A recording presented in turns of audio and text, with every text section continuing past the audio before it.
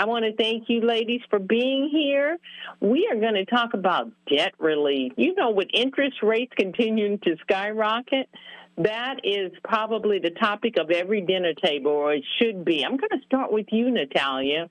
You recently conducted a national survey to have a deeper understanding of the impact of bad money habits across generations. Can you share some of those findings? Because I find that survey topic just incredible. Absolutely, Valder. So we wanted to better understand how generational differences impact attitudes and behaviors around people's money habits. We found some interesting differences, but the bigger takeaway was that it confirmed that we need more actionable tools that can help change people's behaviors across all generations. Over 60% of people admitted to making poor decisions when it came to money, and 42% said they were already struggling financially. On the flip side, a majority of people actually claim that they have at least some information on how to develop better money habits, but over 50% weren't actually incorporating it into their behaviors. So it just tells you sometimes we know what to do, but we don't actually know how to make sure it's a habit and stay consistent with it. Millennials seem to be more self-aware and responsible for their financial situations, with 71% owning up to their money habits and 45% of them said they were equipped. We also found that they were one of the only groups that were using influencers, podcasts, and apps to more actively increase their knowledge around debt. So our findings were super interesting. At National Debt Relief, our mission is not just to deal with immediate debt, but we also wanted to look at changing behaviors over the long term to contribute to building to a more secure financial future for people and their families. Well, that is, I can tell you've done your homework. Thank you. Yes. Daisha, what are the most common money habits that seem to transcend those generations that I asked Natalia about? And how can these habits be changed, maybe?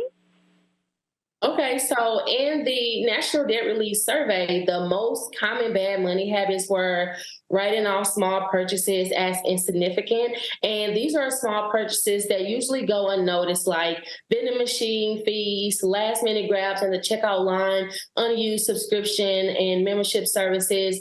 Gambling was also one that came up. It doesn't necessarily mean casinos. It can mean something like buying lottery tickets, which most people think is insignificant, but it adds up very quickly. And using credit cards to pay bills, which is especially troublesome if you're using them without a plan to pay off the balance. These habits contribute to a cycle of ongoing debt by creating a pattern of financial instability and reliance on credit to maintain a certain lifestyle or cover unexpected, unnecessary expenses. Over time, the interest charges and the fees on the debt, it starts to add up, making it very challenging to break free from this cycle.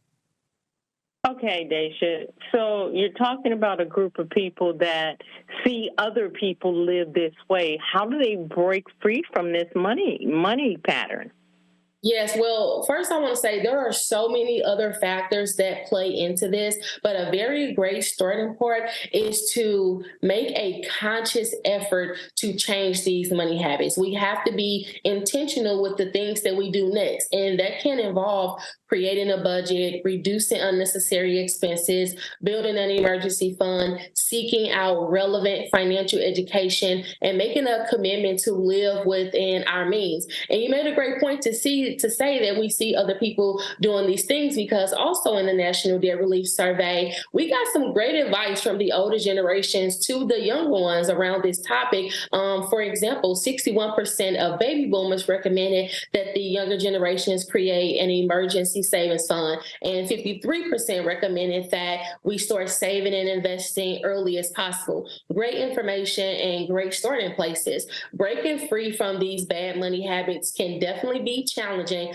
but I believe that it's possible for us to move forward with the right financial tools and the right guidance. Okay, I'm going to wrap up with you, Natalia. Okay, so you guys have defined the problem. Where do they go for some answers, some tools, some tips, some resources? Absolutely. So there's a ton of tools, resources, tips, and more information about the National Debt Relief Program. It's at nationaldebtrelief.com. Tons of blogs and community there. Or they can give us a phone call at 800-718-0487. And that's a free consultation. There is no obligation. There's going to be someone at the end of the line to kind of talk through their financial situation and get them on the right path with a plan.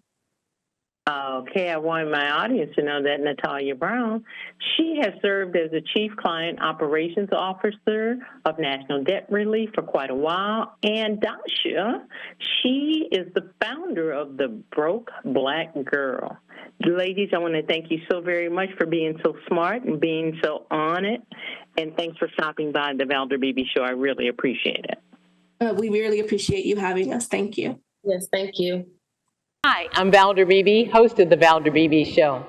We have over 1,000 videos on ValderBeebeShow.com and YouTube.com/Valder Beebe Show. We upload new videos daily. Our site is a modern baby boomer platform with news and information important to boomers. Subscribe to YouTube.com/Valder Beebe Show and stay connected as I interview the world's most fascinating people.